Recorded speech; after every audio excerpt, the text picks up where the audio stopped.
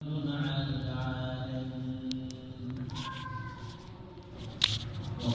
تعالى: وأتموا الحج والعمرة لله. وقال تعالى: الحج أشهر معلومات، فمن فرض فيهن الحج فلا رفث ولا فسوق ولا جدال في الحج. وقال رسول الله صلى الله عليه وسلم: من حج لله فلم يرفث ولم يفسق فرجع يوم ولدته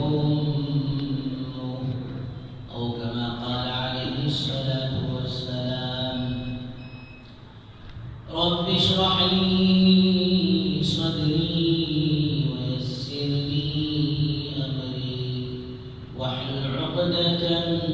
من لساني يفقهوا قولي. اللهم صل على سيدنا محمد وعلى آل سيدنا محمد بارك وسلم في كلام أولنا. اللهم صل على سيدنا محمد وعلى آل سيدنا محمد بارك وسلم في أوسط كلامنا. اللهم صل على سيدنا محمد وعلى آل سيدنا محمد بارك وسلم في آخر كلامنا. بزرگان محترم معزز سامعین کرام، اللہ جل جلالہ وعمل والہ کا بے پناہ فضل و کرم ہوا کہ اللہ تبارک و تعالیٰ نے ہم سب کو اپنے گھر تک آنے کی توفیق نصیب فرمائی اور کچھ دین کی باتیں کہنے اور سننے کی توفیق و سعادت نصیب فرمائی. درود و سلام نازل ہوا آقا مدنی تاجدار مدینہ احمد مجتبی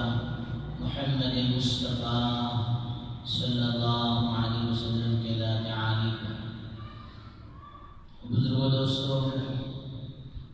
گزشتہ جمعہ حج کے عنوان پر چند باتیں سامنے آئی ہیں. اصل میں ان دنوں میں ماشاءاللہ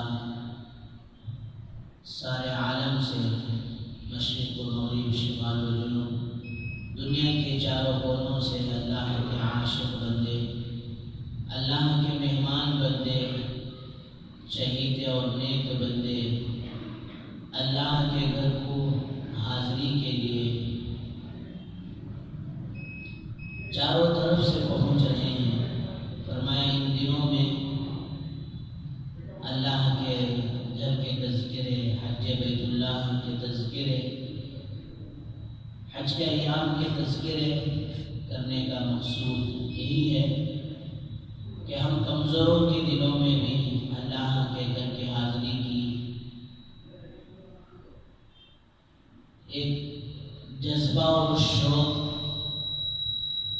ہمارے دلوں میں بھی پیدا ہو. اس لیے ان ایام میں، ان دنوں میں ان تذکروں کو کیا جاتا ہے. بزرگوں دوستوں، حج اسلام کے ارکان میں سے ایک رکن ہے. عبادت کے 3 قسمیں ہیں. ایک قسم کی عبادت وہ جانی عبادت ہے، جس میں صرف جان لگتی ہے، مال نہیں لگتا. جس طرح نماز کی عبادت ہے، روزے کی عبادت ہے، اس کے لیے مال خرچ کرنا نہیں پڑتا. اب پھر کہیں آپ کے ذہنوں میں سوال آئے، حضرت جمعہ میں تو ہمارا مال لگتا ہے نا، چادر میں ہم کچھ داخل کرتے ہیں نا جی، یہ لگانا آپ کے لیے سعادت مندی کی بات ہے، آپ کے لیے ذخیرہ آخرت ہے۔ یا ایسا لگانا نہیں ہے کہ بھئی جو چادر میں پیسے ڈالتی ہیں انہوں مسجد میں آنا، جو نہیں ڈالتی ہیں وہ گھر میں پڑھ لینا، ایسا تو نہیں۔ یہ تو آپ کے لیے اختیار ہے، کوئی زبردستی کا معاملہ اس میں نہیں ہوتا۔ الغرض نماز یہ جانی عبادت ہے، روزہ یہ جانی عبادت ہے، اور اسی طرح مالی عبادت صدقہ و خیرات کا اللہ کے راستے میں لگانا، زکوٰۃ میں اللہ کے نام پر مال لگانا، اس میں جان لگانے کی ضرورت نہیں پڑتی۔ تو بعض عبادات جانی ہے، بعض عبادات مالی ہے، لیکن حج ایک ایسا فریضہ ہے اس کے اندر جان بھی لگتی ہے اور ساتھ ہی ساتھ مال بھی لگتا ہے۔ تو بزرگوں دوستوں، یہ عجیب عبادت ہے، اور اللہ تعالیٰ نے رمضان کے بعد ہی اس کے دنوں کو شروع کر دیا۔ پہلے سفر آج کی طرح سہولت کا نہیں تھا، لوگ اونٹوں پر چلتے، پیدل چلتے، اور زیادہ اور دور والے پانی کی کشتیوں سے چلتے۔ تو اگر کوئی حج کے لیے رمضان کے بعد شوال ہی کے مہینے سے احرام باندھ لیتا تو اس کے لیے باندھنا جائز ہو جاتا۔ تو شوال کا مہینہ بھی حج کے مہینوں میں شمار کیا جاتا تھا۔ اور پھر ایک بات آپ کو بتاتا چلوں،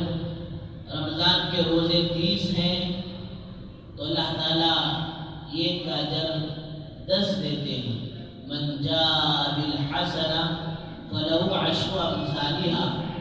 جو ایک نیکی لے کر آئے گا اس کا اجر 10 گنا ملے گا۔ تو 30 × 10 اگر ضرب دیا جائے تو 300 دن ہو جائے، جبکہ سال ہے 360 دن، برابر اس میں۔ تو اب 7 دن کا اجر کہاں سے ملے گا؟ تو شریعت نے بات بتائی کہ شوال کے اندر 6 روزے رکھ لو تو 6 روزے کے بدلے جو ہے وہ پھر 60 ہو جائے۔ اب مسئلہ یہ ہے کہ وہ 6 روزے شوال میں مستقل رکھنا ہے، رمضان کے فوری بعد رکھنا ہے، رمضان کے فوراً بعد رکھنے تو نور علی نور، یا کم سے کم شوال کے پورے مہینے میں کبھی بھی 6 روزوں کو رکھ لیا جائے، تو پھر 360 دن کا اجر و ثواب ایک ایمان والے کے حق میں آ جاتا ہے۔ اور پھر دوستو، شوال کے مہینے ہی میں امی جان حضرت عائشہ رضی اللہ عنہ کا نکاح سرکار دو عالم صلی اللہ علیہ وسلم سے ہوا تھا۔ نکاح بھی اسی مہینے میں ہوا تھا اور رخصتی وہ بھی اسی مہینے میں ہوئی، شوال کے مہینے۔ شوال کے بعد ذی قعدہ کا مہینہ آتا ہے، جو مہینہ بھی ردی ہے، چل رہا ہے۔ اس میں حضور اکرم صلی اللہ علیہ وسلم نے جہاں ہجرت کے بعد ایک مرتبہ حج فرمایا تو 4 آپ نے عمرے کی۔ یہ چاروں عمرے ذوالحلیفہ سے، جیرانہ سے، صلح حدیبیہ سے، یہ چاروں عمرے آپ نے ادا فرمائے ہیں، یہ پورے کے پورے ذی قعدہ کے مہینے میں ہیں۔ تو ذی قعدہ کا مہینہ بھی بابرکت مہینہ ہے، اور اس کے فوراً لگا ہوا دوستو ذی الحجہ کا مہینہ ہے، جس میں حج اور قربانی جو انہی دنوں میں ادا ہو سکتی ہے، دوسرے دنوں میں دوستو قربانی اور حج کا عمل نہیں ہو سکتا۔ البتہ رمضان سے لے کر ذی الحجہ تک اللہ تبارک و تعالیٰ نے ان تمام مہینوں کی سعادت رکھ دی۔ اب ایمان والا جتنا ماشاءاللہ ان ایام میں، ان مہینوں میں اپنے آخرت کو سنوارنا چاہے سنوار۔ تو بزرگوں دوستو، حج اسلام کے ارکان میں سے ایک رکن ہے، اور پھر حج کی ابتدا کر ہوتی ہے۔ اس لیے اللہ والوں نے فرمایا احرام کے وقت وہ جو چادریں بنتے ہیں اس وقت حاجی کی یا عمرہ کرنے والے کی جو کیفیت ہوتی ہے فرمایا اس کا اثر زندگی بھر رہتا ہے۔ اس لیے بزرگوں دوستوں، آپ میں سے کوئی انسان حج بیت اللہ کو جانے والے ہیں تو ضروری ہے کہ ایک ایک رکن کا علم حاصل کر جائے، ایک ایک ارکان کو کیسے ادا کرنا ہے اس کو جان کر جائے، ورنہ ایسا نہیں کہ بھئی کسی شادی کو جا کر آ گئے یا کسی اور کنٹری کو جا کر آ گئے، اسی طرح سعودی بھی جا کر آ گئے۔ نہیں دوستو، فرمایا مستقل سی۔ حضرت تھانوی رحمۃ اللہ علیہ کے پاس ایک آدمی آیا، آ کر کہنے لگا حضرت میں حج کو جا رہا ہوں۔ تو حضرت نیچے سے اوپر دیکھ کر بولے بیٹا تو کہاں حج کو جائے گا، آیا بیٹھ گا۔ ایک معمولی آدمی کے پاس، ایک معمولی وزیر کے پاس، ایک ایم ایل اے کے پاس، ایک منسٹر کے پاس جاتے ہیں تو جانے سے پہلے آدمی اپنی وضاحت دیکھتا ہے، اپنا حال دیکھتا ہے، میری کٹنگ فٹنگ سیٹنگ سب برابر ہے کہ نہیں۔ تو اللہ کے گھر کو جا رہے، حج کا فریضہ جس طرح میں نے پہلے بیان کیا کہ انہی دنوں میں ادا ہوتا ہے اور وہی ادا ہوتا ہے، اور اس کی فرضیت رمضان کے روزے مثال ملے تھے، اللہ توفیق دے تو پھر ملیں گے۔ زکوٰۃ گزشتہ سال فرض تھی، اللہ مان دیا تو اس سال بھی فرض ہے۔ لیکن دوستو، آدمی جتنا بھی بڑا مالدار سے مالدار بنتا چلے جائے، کروڑ پتی سے کروڑ پتی بنتا چلا جائے، لیکن حج کی فرضیت وہ تو صرف زندگی میں ایک بار فرض ہوتی ہے، ایک بار فرض ہوتی ہے۔ اللہ توفیق دے ہر 5 سال میں ایک مرتبہ حاضری دیں، حج کو جائیں، وہ الگ بات ہے، لیکن فرض حج جو فرض ہوتا ہے وہ صرف زندگی میں ایک بار فرض ہوتا ہے، اس کے بعد جو ادا کریں گے وہ فرض نہیں نفل ہوگا۔ تو زندگی میں ایک بار کیا جانے والا عمل حج، تو اس لیے دوستو ضروری ہے کہ آدمی اس کے سارے ارکان کو صحیح معنوں میں سیکھے۔ تو حضرت تھانوی رحمۃ اللہ علیہ نے اسے پکڑ کر بٹھا دیا اور پھر 1 سال تک اسے حج کے ارکان سکھاتے رہے۔ اب تو اللہ معاف فرمائے کہ اللہ ان لوگوں کو جزائے خیر دے کہ شہر بنگلور میں دعوت کا انتظام کر کھانے کا انتظام کر اور پھر علماء کرام کا انتظام کر حج کے فرائض اور حج کا طریقہ وغیرہ سکھاتے ہیں۔ اب لوگ وہاں جانے سے بھی آگے پیچھے ہوتے ہیں، کیا بھی نہیں، حج کمیٹی والے بولے، ٹور والے بھی بولے کہ آپ بھی تمہیں فکر کرو نہ کو، کیا بھی ڈرو نہ کو، ہمیں عالم صاحب کو بھی ساتھ دیں۔ تو ماشاءاللہ انہوں بھی مطمئن ہو جاتے کہ اس عالم صاحب کے ذریعے سے ماشاءاللہ ہم ساری چیزیں سیکھ لیں۔ اللہ نہ کرے کہیں کسی موقع پر وہ لاکھوں کا مجمع ہوتا ہے، کہیں آگے پیچھے ہو گئے۔ تو بزرگوں دوستو، حج کے ہر عمل کو سیکھ کر جانا ضروری ہے۔ تو حضرت تھانوی رحمۃ اللہ علیہ اس اپنے شاگرد کو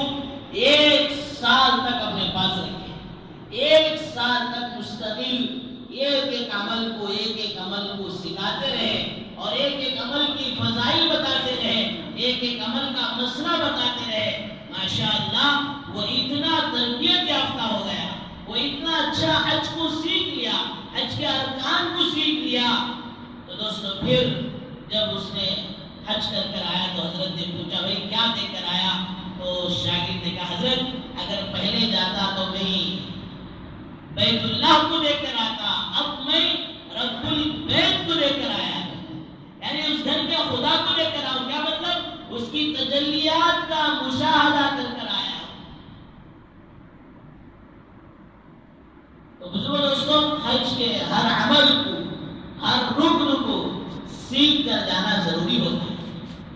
تو اللہ والوں نے فرمایا کہ جب تم غسل کرتے ہو احرام باندھنے کے لیے، احرام کی چادریں باندھنے کے لیے، ایک مسئلہ آپ کو ضرور میں بتاتا چلوں کہ عام طور پر لوگ احرام کہتے ہیں ان کپڑوں کو، وہ کپڑے احرام نہیں ہیں، احرام کی وہ چادریں ہیں۔ احرام ہے کہ حاجی اور عمرہ کرنے والا حالت احرام میں جن چیزوں کا پابند ہوتا ہے، خوشبو نہیں لگا سکتا،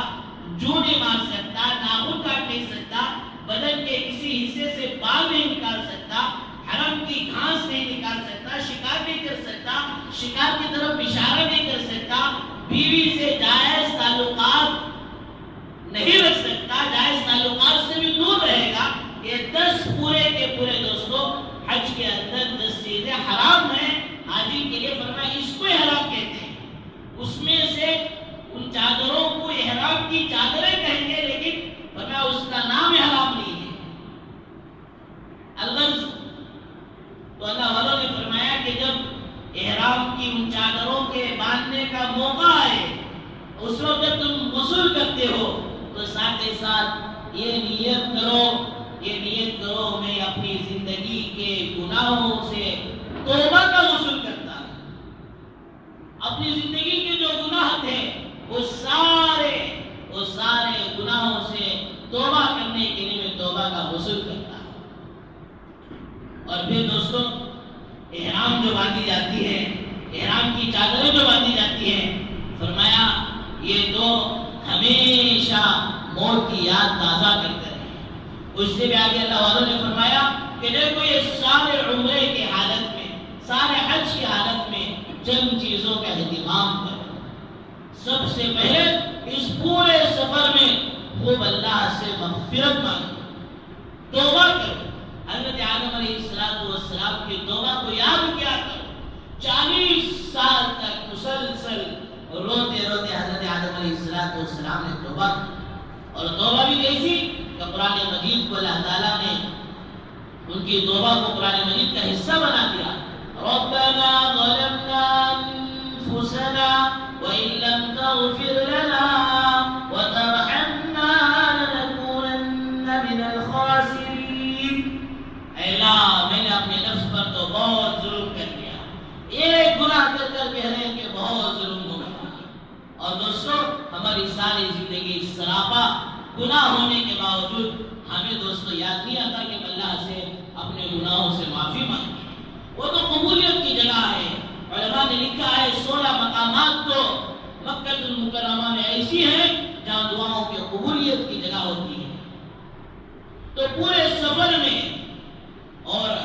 بیت اللہ کو دیکھ کر، بیت اللہ کی پہلی نظر میں اس کے بارے میں فرمایا پتھر جیسا دل رکھنے والا انسان ہو جب اللہ کی محبتوں کو لے کر، بیت اللہ کی عظمتوں کو لے کر حاضر ہوتا ہے اور پہلی نظر جب ڈالتا ہے تو دوستوں وہ پتھر دل انسان موم ہو جاتا ہے۔ آنکھوں سے آنسو بے تحاشا جاری و ساری ہو جاتے ہیں۔ یہ دعاؤں کو قبولیت کا وقت ہے۔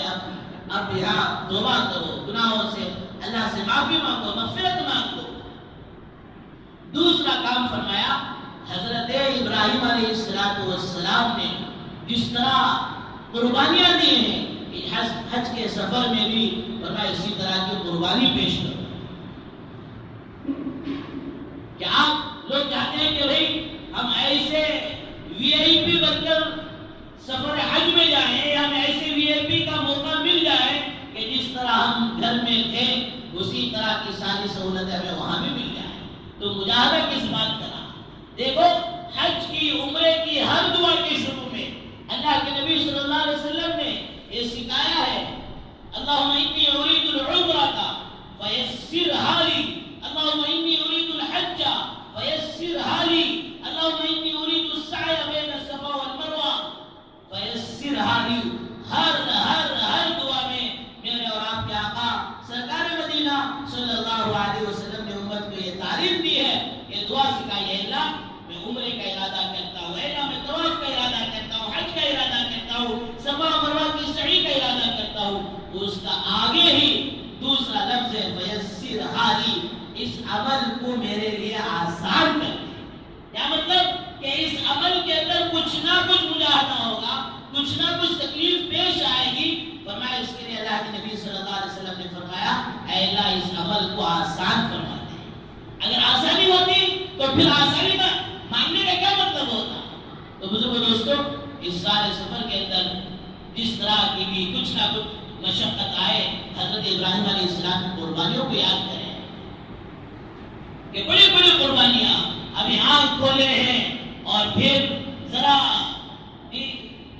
بڑا عرصہ بھی گزرا ہے، جس گاؤں میں پیدا ہوئے تھے وہ گاؤں کو چھوڑنے کا حکم، دودھ پیتے بچے ہیں، اس موقع پر حضرت ابراہیم علیہ السلام نے اپنی بیوی حاجرہ اور حضرت اسماعیل علیہ السلام کو لے کر وادی غیر ذی زرع، انسان تو انسان دوستو وہاں کوئی چرند پرند بھی نہیں تھا، ایسی جگہ لے جا کر چھوڑا گیا۔ اور پھر اس سے بڑھ کر قربانی کا واقعہ تو مشہور ہے کہ حضرت ابراہیم علیہ السلام وہ نور نظر کو، وہ لخت جگر کو بڑی مدتوں کے بعد، بڑی ارمانوں کے بعد، بڑی امیدوں کے بعد جو لڑکا ملا تھا، اکلوتا بیٹا، فرمایا اسے اللہ کے نام پر ذبح کر رہے ہیں۔ تو ہمارے اندر بھی دوستوں کچھ قربانی کا مادہ ہو، کبھی کسی موقع پر اونچ نیچ ہو جائے، کبھی کھانا ملنے میں آگے پیچھے ہو جائے، کبھی سہولتوں کے ملنے میں آگے پیچھے ہو جائے، فرمایا اس موقع پر حضرت ابراہیم علیہ السلام کی قربانیوں کو یاد کریں۔ تو تیسری چیز فرمایا حضرت حاجرہ علیہ السلام جیسا مجاہدہ، مرد تو مرد، عورت نے ان جگہوں پر مجاہدہ کیا ہے کہ جاتی کا دودھ سوکھ گیا، اب حضرت اسماعیل علیہ السلام کو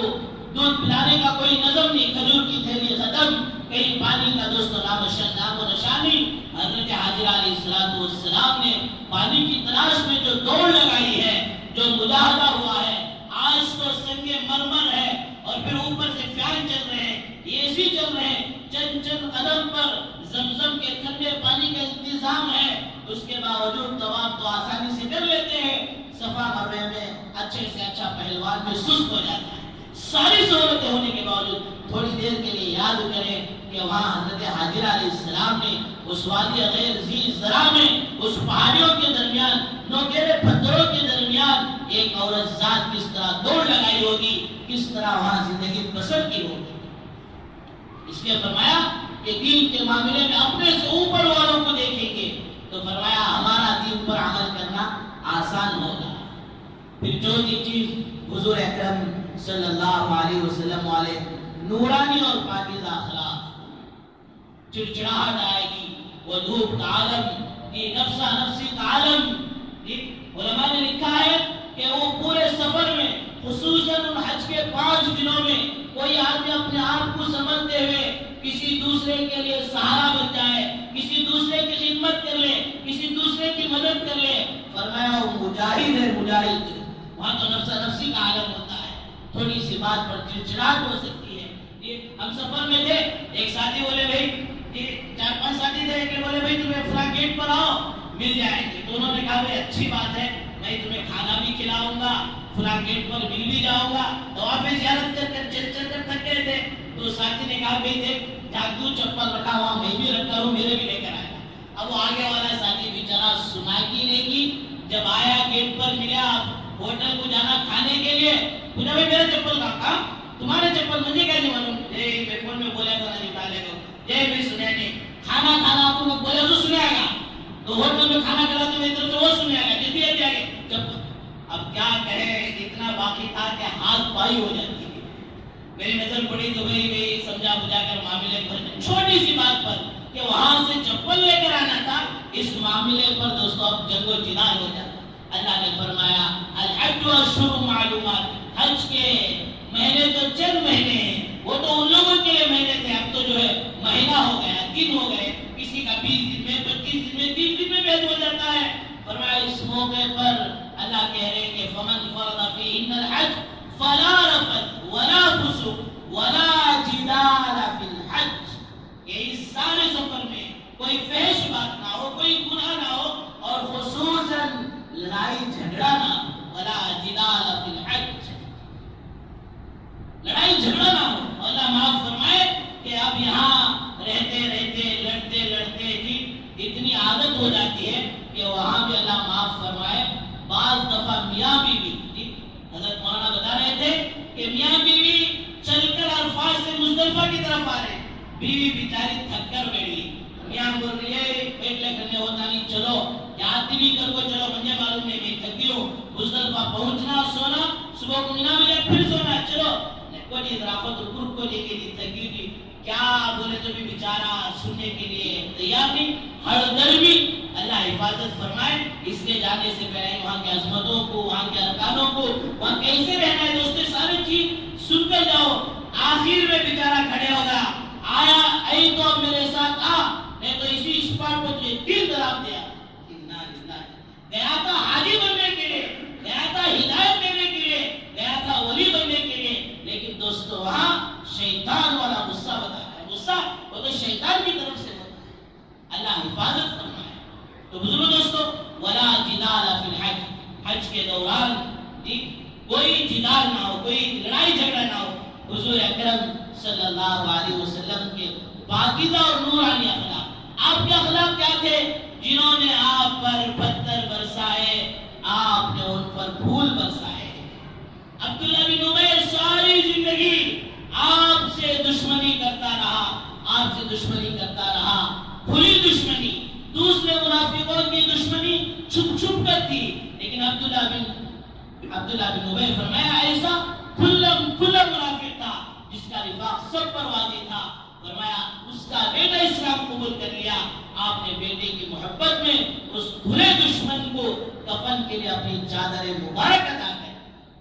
یہ تو اپنے ہیں یہ تو اللہ کے مہمان ہیں کوئی پتہ نہیں کیا اس کے اندر کمی ہے کہ کوئی بیمار ہے کوئی عمر رسیدہ ہے فرمایا اس موقع پر حضور اکرم صلی اللہ علیہ وسلم جس اخلاق کا مظاہر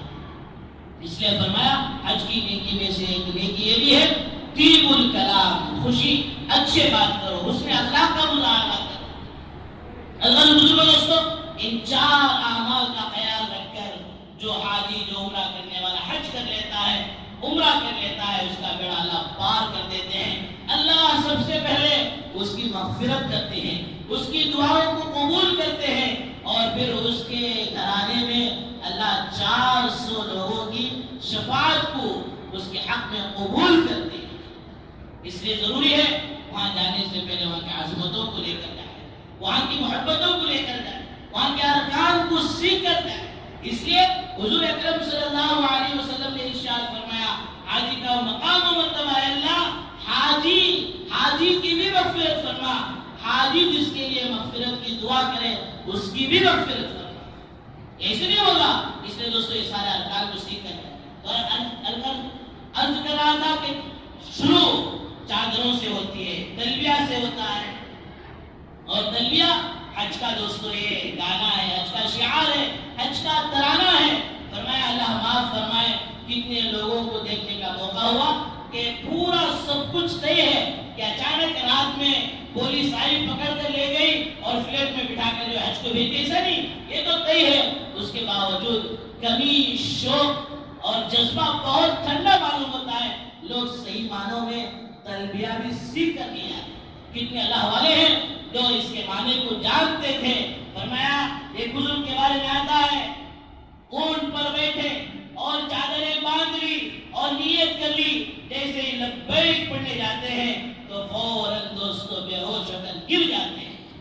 یہ کیوں اس لیے کہ اس معنی کا پتہ تھا اس پروردگار کی حاضری کی عظمتوں کا پتہ تھا کہ میں جا رہا ہوں پتہ نہیں کہ میرا یہ حج کا عمل قبول ہوگا یا مردود ہوگا پاس ہوگا یا ریجیکٹ ہوگا اس لیے وہ لبیک نہیں کہہ سکتے تھے اس لیے دوستو اس لبیک کو سیکھنا اور پھر اس لبیک کو پوری عظمتوں کے ساتھ پورے ڈر کے ساتھ خوف کے ساتھ اور پوری امید کے ساتھ امید اور خوف کے ساتھ اس لبیک کے الفاظ کو کہنا اور فرمایا کہ دوستو یہ سارے کا سارا معاملہ حسن نیت کے ساتھ وَأَتِمُّ الْحَجَّ وَالْعُمْرَةَ لِلَّهِ حج اور عمرے کو اللہ کے لیے پورا حسن نیت صحیح ہو اس لیے حضرت جندہ بن سمر لیثی رضی اللہ کے نبی صلی اللہ علیہ وسلم ہجرت کرنے کے بعد بڑھاپے کے عالم میں ہے اور یہ کہہ رہے ہیں کہ بھئی مکے کے اندر ایک رات بھی گزارنا میرے لیے حضور اکرم صلی اللہ علیہ وسلم کے بغیر مشکل ہے ایسی محبت تھی ایسا جذبہ تھا ایسا شوق تھا اور پھر اپنے بچوں سے کہا میرے بچوں مجھے یہاں سے لے کر مدینہ پہنچا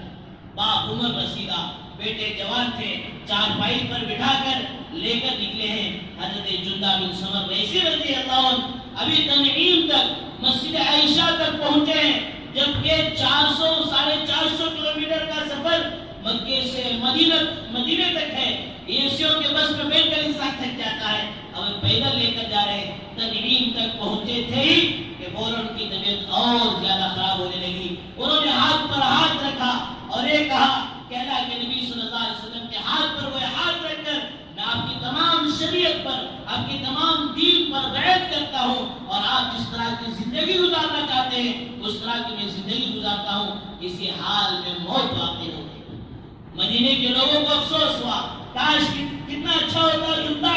یہاں تک پہنچ جاتے، اور مکے کے کفار طعنہ دینے لگے، ارے اس بڑھاپے کے عالم میں اس مقصد کے لیے نکلا تھا، وہ مقصد پورا نہیں ہوا۔ فوراً دوستو اللہ تبارک و تعالیٰ نے قیامت کی صبح تک کے لیے قرآن مجید کی آیت، قرآن مجید کا حصہ بنا دیا، وَمَن يَخْرُجْ مِن بَيْتِهِ مُهَاجِرًا إِلَى اللَّهِ وَرَسُولِهِ ثُمَّ يُدْرِكْهُ الْمَوْتُ فَقَدْ وَقَعَ أَجْرُهُ عَلَى اللَّهِ، کہ جس نے اللہ کے لیے، اللہ کے رسول کی نسبت پر اپنے گھر چھوڑ کر نکلا ہے، فرمایا اگر اسے موت آ بھی جائے لیکن وہ اجر کو پا لے گا۔ علماء فرماتے ہیں ان کی نیت اچھی تھی، فرمایا ابھی یہ حدود حرم چھوڑ کر ابھی ایک 20 کلومیٹر بھی پار نہیں کیے ہیں، فرمایا ان کی نیت پر اللہ نے انہیں ہجرت کا ثواب دے دیا۔ اسی طرح علماء لکھتے ہیں ہر حج کرنے والے کے لیے، عمرہ کرنے والے کے لیے ضروری ہے کہ حسن نیت ہو، نیت اچھی ہو، فرمایا جس کی نیت اچھی ہوگی اگر اس سفر کے دوران انتقال ہو جائے، حدیث میں آتا ہے قیامت تک اسے حج کا ثواب ملتا رہے گا۔ عمرہ کے لیے نکلا، راستے میں انتقال ہو گیا، فرمایا دوستو قیامت کی صبح تک اسے عمرہ کرنے کا ثواب ملتا رہے گا، یہاں تک کہ کوئی احرام کی حالت میں لبیک کہتا ہوا، لبیک پڑھتا ہوا مر گیا تو کل قیامت کے دن میدان حشر میں وہ لبیک کہتا ہوا اٹھے گا۔ اب دوستو وہاں پہنچنے کے بعد جو سب سے کی اہم جگہ ہے بیت اللہ، وہ جگہ ہے جہاں ہزاروں لاکھوں کے حضرات انبیاء علیہ السلام نبی اور رسولوں نے اس گھر کی تمنا کی، اس گھر کا ارادہ کیا، اس گھر کو حاضری دی۔ ایسی بڑی مقدس جگہ میں اللہ نے ہمیں پہنچایا، وَمَن دَخَلَهُ كَانَ آمِنًا، جو اس گھر میں داخل ہو گیا وہ امن والا ہو گیا، دنیاوی اعتبار سے بھی امن والا، دینی اعتبار سے بھی امن والا۔ ایک بزرگ نے دیکھا ایک عورت کے چہرے پر بڑی بشاشت ہے، بڑی خندہ پیشانی ہے، اور والہانہ طور پر اللہ کے گھر کا، اس کعبۃ اللہ کی چادر پکڑ کے گڑ گڑا رہی ہے۔ علماء نے لکھا ہے کہ انسان کے اندر اللہ نے فطرت رکھی ہے، فطرت کا تقاضا یہ ہے کہ آدمی جس سے محبت کرتا ہے اس سے اپنی محبت کا اظہار بھی کرتا ہے، اور اللہ جل جلالہ امن والوں کی ذات وراء الورا ہے، اللہ کو ہم دیکھ نہیں سکتے، اللہ کے ہاتھ ہم چوم نہیں سکتے، قدم بوسی نہیں کر سکتے، محبوب سے لپٹ نہیں سکتے۔ اللہ نے کہا میرے بندو میرے گھر آ جاؤ، میرے گھر آ کر اس حجر اسود کو بوسا دو۔ حدیث میں آتا ہے جس نے حجر اسود کو ایمان کے ساتھ، تصدیق کے ساتھ بوسا دیا، کل قیامت کے دن اللہ تعالیٰ اسے آنکھیں دیں گے، اس کو بوسا دینے والے کی وہ شفاعت کرائے۔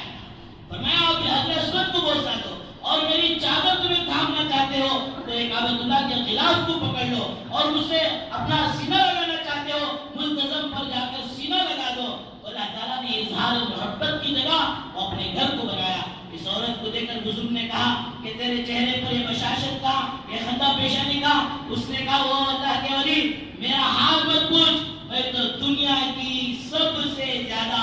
غموں کی ماری پھر رہی ہوں، مجھے تیرا غم کیا ہے، تیرے چہرے پر نظر نہیں آ رہا؟ کہا میرا ہمارے گھر میں ایک بکری تھی، اس بکری کو میرے خاوند نے ذبح کیا، اب وہ ذبح کرتے ہوئے تو میرے چھوٹے بچوں نے دیکھ لیا، تو پھر وہ کھیلنے گئے تو ایک بچے نے کہا معلوم ہے کہ ابا نے بکری کیسے ذبح کیا؟ اس نے کہا بھائی مجھے معلوم نہیں، تو اسے لٹایا، منہ میں پانی ڈالا، اسے جو ہے ذبح کر دیا، اس کی جان گئی۔ تو باپ نے جب یہ دیکھا کہ بھائی کیا کیا، تو بچہ باپ کو دیکھ کر مارے ڈر کے بھاگا، اب ابا پکڑے تو میری خیریت تھی، بھاگتے دوستوں پہاڑوں کی طرف چلا گیا۔ باپ سمجھا رہے بیٹا ڈرنے کی بات نہیں، آ جا، ایک تو چلا گیا، تو کہاں جا رہا؟ فرمایا پیر پھسل کر دوستو وہ بچہ پہاڑ پر سے گر کر انتقال ہو گیا۔ اب یہ ماں یہ منظر دیکھنے کی یہ پریشانی کے عالم میں باہر آئی، دودھ پیتا بچہ جو گھر میں تھا وہ رینگتا جا کر چولہے میں گر گیا۔ تیسرے بچے کا بھی انتقال ہو گیا۔ باپ جب واپس آیا ہے اس باپ کو لے کر گھر کے اندر تو چھوٹے معصوم بچوں کو دوستوں دیکھ کر اس کا ہارٹ فیل ہو کر وہ بھی انتقال ہو گیا۔ وہ کہتے ہیں اللہ کے ولی میرا سارے کا سارا گھر لٹ گیا اور پھر اتنی میں غم کی ماری ومن دخلہ کان آمنا، جب اس اللہ کے گھر پر میں آ گئی اور اللہ کے گھر کو میں دیکھ لی، فرمایا اللہ نے اس سارے غموں کو وہ سارے دکھوں کو سکون سے چین سے بدل دیا۔ ومن دخلہ کان آمنا، علماء فرماتے ہیں جس خوش نصیب کو وہاں حاضری کی توفیق ہو جائے یہ دعا کرے، اللہ تو نے امن والی جگہ میں لا دیا ہے، اللہ مجھے اس کے بعد گناہوں سے امن دے دے، نفس سے امن دے دے، شیطان سے امن دے دے، برے ماحول سے امن دے دے، اللہ پریشانیوں سے امن دے دے، اے اللہ جہنم کی آگ سے امن دے دے۔ تو بزرگوں دوستو ان کیفیات کے ساتھ فرمایا جو حج کرتا ہے واقعی اس کا حج مقبول و مبرور بنتا ہے۔ حج کی وجہ سے جو انوارات جو برکات ہوئیں گے فرمایا دوستو وہ اس آدمی اس سے جو مالا مال ہوتا ہے۔ ضرورت اس بات کی ہے کہ دوستو ہمارے اندر واقعی اللہ کے گھر کی عظمت ہو، محبت ہو، والہانہ انداز ہو، یہ بھی انداز نہیں والہانہ دیوانہ والا انداز ہو۔ فرمایا جو جتنی محبتوں کے ساتھ ان کیفیت کے ساتھ حج کرے گا اس کا بدلہ وہ دنیا اور آخرت میں اتنا ہی دے گا۔ اللہ فرماتے ہیں یشہدوا منافع لہم۔ اور دوستو ایک بات عرض کر دوں، اب بقرعید چلے جائے کسی کو بولے بھی حج کرو تو فرمایا اتنا فیل نہیں ہوتا، اتنا اس کے اوپر اثر نہیں ہوتا۔ جن لوگوں پر حج فرض ہے، 3 لاکھ کی رقم ہے، 4 لاکھ کی رقم ہے، یا حج کمیٹی کی 2 لاکھ کی اور یا گرین میں جانا چاہے تو 2,40,000 کی رقم ہے تو اس پر حج فرض ہو گیا۔ کتنے ایسے مسلمان ہیں حج فرض ہو کر 8 سال ہو گئے، 10 سال ہو گئے، اب خواہ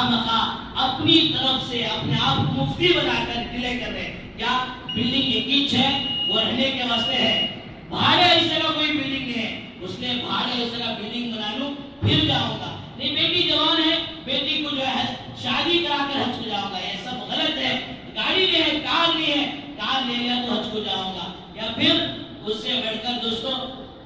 لوگ کہتے ہیں کہ بھئی بڑھاپے کے عالم میں جاؤں گا۔ نہیں دوستو، اس سے بھی بڑی بات حج فرض ہو گیا۔ میں مالدار ہوں لیکن میرے ماں باپ مالدار نہیں ہیں، اب لوگ اپنی طرف سے فتویٰ بنا کر سیل مانگے جب تک ماں باپ کا حج نہیں ہوگا میرا حج نہیں ہوگا، بڑا کو چھوڑ کو کرنے ہوتا۔ نہیں دوستو یہ سارے غلط چیزیں ہیں۔ جب تم پر اتنا مال آ جائے تو تم پر حج کرنا فرض ہے۔ اس حدیث کو ہمیشہ یاد رکھیں، اللہ کے نبی نے فرمایا کہ جتنی فضیلت بڑی ہے گناہوں سے 5 صاف ہو کر آ رہا ہے، وہی حج فرض ہونے کے بعد حج نہیں کیا۔ اللہ کے نبی کہتے ہیں اب چاہے وہ یہودی ہو کر مرے، نصرانی ہو کر مرے، ایمان کی حالت میں اس کی موت نہیں آئے گی۔ یہ ساری چیزیں اپنی طرف سے گاڑ کر دوستو حج کے لیے ڈیلے نہیں کرنا چاہیے۔ جب حج فرض ہو جائے پہلی فرصت میں حج کریں، معلومی زندگی کا بھروسہ ہے یا نہیں۔ بلکہ روایتوں میں آتا ہے جن کاموں کی وجہ سے حج کے عمل سے رک گیا وہ دیکھ لے گا لوگ حج کر آ جائیں گے، اس کا کام ویسے رہ جائے گا۔ اور بھی انشاءاللہ حج کے تعلق سے خصوصاً حج کے 5 ایام کے بعد انشاءاللہ اللہ تعالیٰ سے دعا فرمائے اللہ تعالیٰ ہم سب کو اپنے فضل و کرم سے اپنے گھر کے حاضری کی حج بیت اللہ کی توفیق و سعادت، صحت و جوانی کے عالم میں نصیب فرمائے، اور جتنے لوگ اس سال جا رہے ہیں ساروں کے حج کو اللہ حج مقبول و مبرور بنائے، حج کے عمل کو ذریعہ بنا کر سارے عالم میں اللہ ہدایت کی ہواؤں کو پھیلائے۔ وآخر دعوانا الحمدللہ رب العالمین۔